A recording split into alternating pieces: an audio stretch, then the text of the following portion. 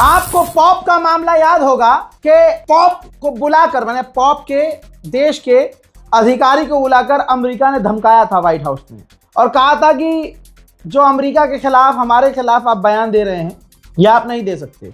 यानी शॉर्ट में बताता हूँ मामला क्या था।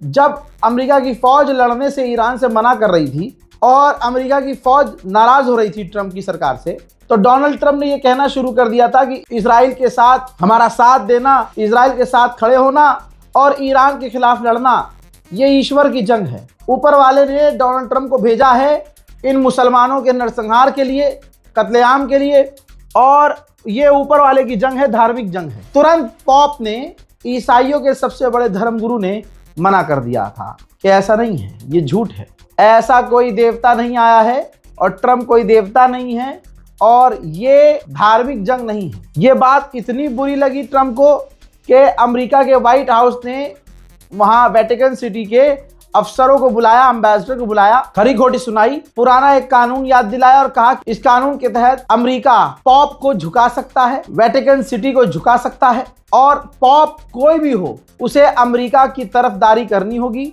अमेरिका की साइड लेनी होगी। अब यह मामला और बिगड़ गया, मैंने तभी कह दिया था। अब पॉप का आ गया जवाब। पॉप ने ट्वीट करके अमेरिका इजराइल को जो नंगा किया है आप सोच भी नहीं सकते ख्वाब में।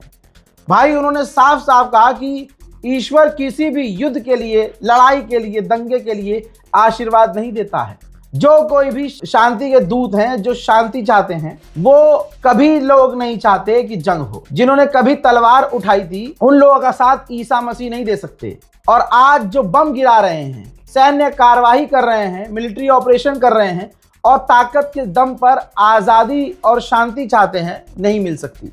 शांति केवल लोगों के बीच धैर्य, बातचीत और मिलजुल कर रहने से आती है, न कि दंगा फैलाने से, बम गिराने से। सारी दुनिया को पता है अमेरिका, इजराइल पूरी दुनिया में ताकत के दम पर खेल रहे हैं। लोगों पर बम गिराने वाला कौन है, लोगों पर मिलिट्री एक्शन करने वाला कौन है? अमेरिका, इजराइल के अलावा तीसरा कोई देश नहीं है। तो जहां पॉप को डराने की कोशिश की गई थी, पॉप ने जोरदार तमाचा अमेरिका और इजराइल के मुंह पर रख दिया है। हज़रात, पिछले कुछ घंटे में लेबनान पर बड़े हमले फिर हुए हैं, जिसमें 8 से 10 लेबनीज मारे गए हैं और जो तबाही मची है वो अलग। स्पेन के प्रधानमंत्री एक बार फिर से, यह आदमी भाई हीरा है, स्पेन के प्रधानमंत्री ने फिर से कहा है कि हम अलाउ नहीं कर सकते कि इलाके में एक और गाजा बने। इजराइल लेबनान पर बमबारी कर रहा है, यह इंटरनेशनल लॉ का उल्लंघन है। यूरोप के देशों को कदम उठाना होगा। खबर यह आ रही है कि अरब के देश और कुछ यूरोप के देश इजराइल पर दबाव बना रहे हैं कि लेबनान पर हमले रोक दो। रीजन क्या है?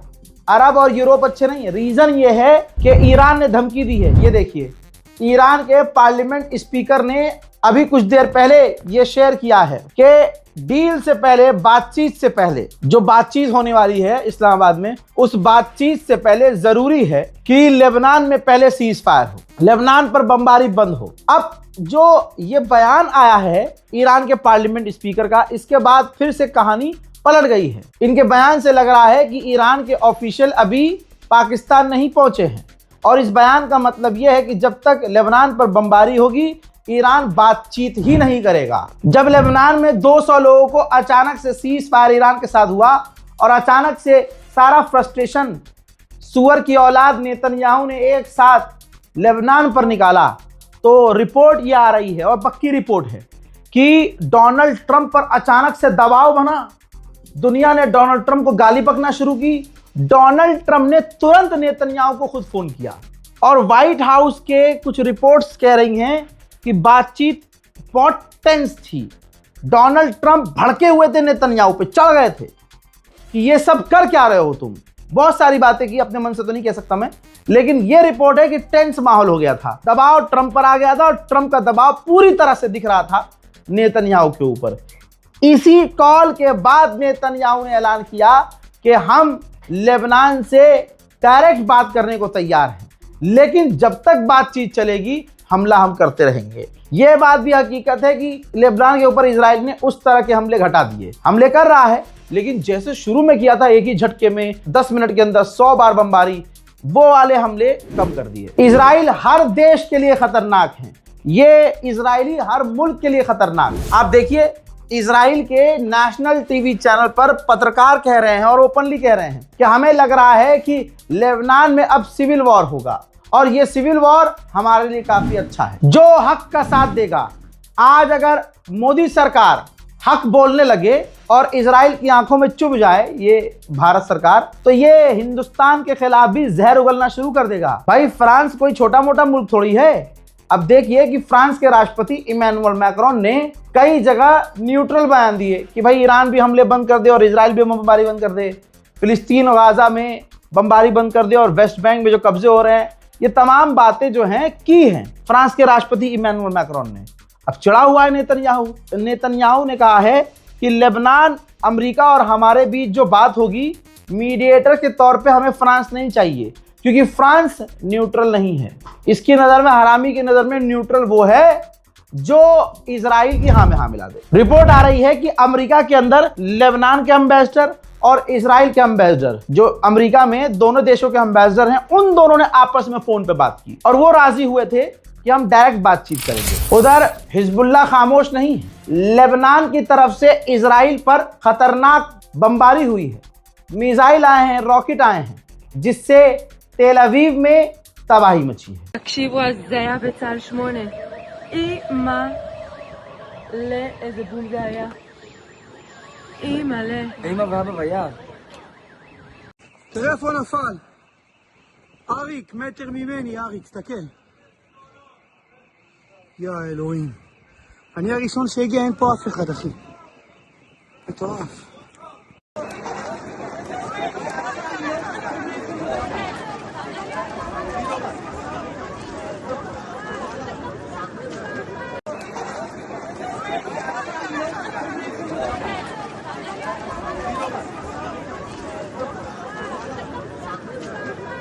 תראה איפה נפל.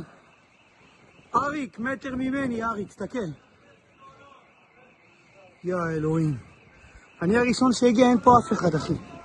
सारी दुनिया कह रही है अमेरिका इजराइल हार गए हैं। भारत के सिर्फ अंधभक्त, जिनका मानना और ना मानना और उनकी मानसिकता से कोई फर्क नहीं पड़ता, ये लोग जब गू को खाना समझते हैं तो इनसे आप क्या ही उम्मीद करोगे। लेकिन सोचिए, अगर इजराइल और अमेरिका के लोग ही कहें कि ये जंग अमेरिका इजराइल नहीं जीते, लीजिए रिपोर्ट पढ़ लीजिए और आप लोगों को मुबारकबाद देने के साथ मैं कह रहा हूं कि CNN के रिपोर्ट के अंदर छपा है कि मेजोरिटी ऑफ इजराइल और अमेरिका के लोग, ठीक है, ज्यादातर जो मेजोरिटी है अमेरिका इजराइल की, वो ये नहीं मानते कि इजराइल और अमेरिका ये जंग जीत गए हैं, खेल खलास। IRGC के जुल्फिकारी साहब फिर से आए और उन्होंने कहा कि हमारी फिंगर ट्रिगर्स पर है। दुश्मन ये बात अच्छे से समझ ले, हम शांत नहीं बैठे हैं, हम अलर्ट हैं, रेड अलर्ट पर हैं, हथियार तैयार हैं, मिसाइल रेडी है। अगर कोई भी चालाकी की गई तो जवाब मुंह तोड़ दिया जाएगा। हमारे किसी व्यूअर ने कमेंट किया था कि स्ट्रेट ऑफ हॉर्मूज का क्या हाल है। लीजिए मैं हाल दिखा देता हूं आपको। रजाग्राफी के फैन है भाई, माननी पड़ेगी आपकी। ये देखिए, स्ट्रेट ऑफ हॉर्मूज में लंबी कतार है, बहुत लंबी कतार लगी हुई है। अमेरिका, इजराइल कुछ भी नहीं कर सकते। बहुत मुश्किल से सिर्फ 8 से 10 टैंकर पिछले 24 घंटे में निकले हैं, वो भी पैसा देकर।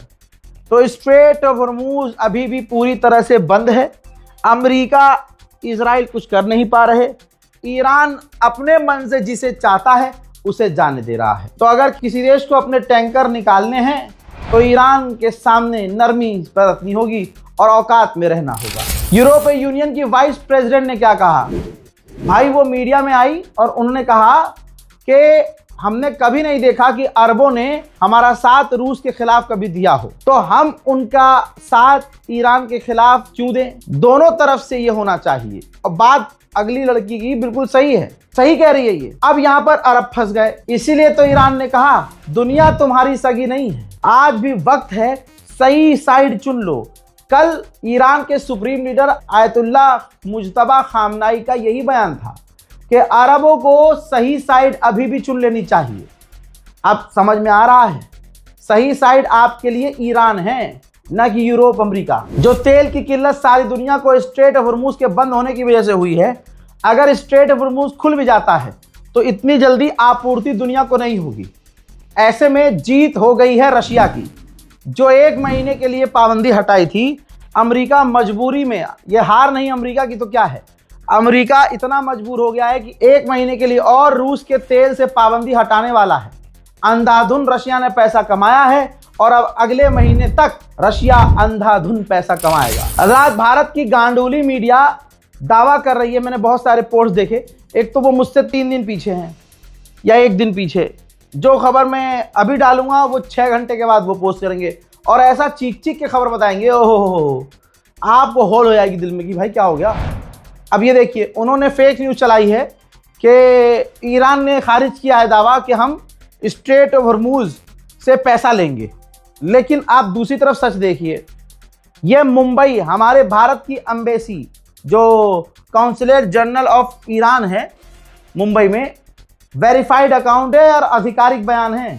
रजाग्राफी देख रहे हैं, हर खबर सच के साथ होती है। मुंबई वाले ईरानी काउंसलेट ने कहा है कि हमारे मिनिस्टर का साफ ऐलान है, जो भी जहाज स्ट्रेट ऑफ हॉर्मुज से गुजरेगा उसे टैक्स चुकाना होगा, पैसा देना होगा। हजरात मोहतरम, फिलहाल के लिए इस रिपोर्ट में इतना ही। रिपोर्ट को शेयर कीजिए, चैनल को सब्सक्राइब कीजिए। जय हिंद।